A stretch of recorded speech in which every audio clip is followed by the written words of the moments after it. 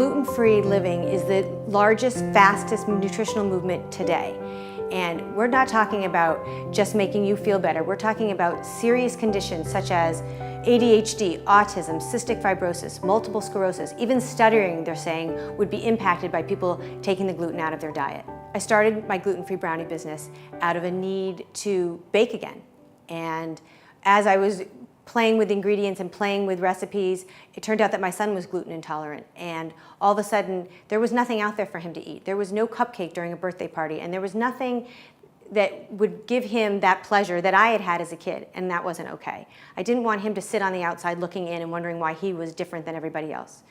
So I created the brownies, and what turned around was that all of a sudden people wanted to eat what he was eating. And no longer was he wondering about other people, but they were wondering about him.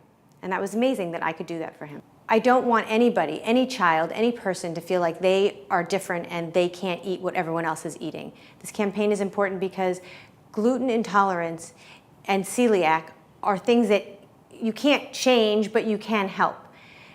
I am trying to raise $75,000 to enable the bakery that I'm in to build out a gluten-free space within that bakery, because it is very important that there's no cross-contamination. Right now, we do everything we can to avoid that, but it's impossible. And a crumb of gluten to a celiac is the equivalent to a loaf of bread. And therefore, no gluten is acceptable.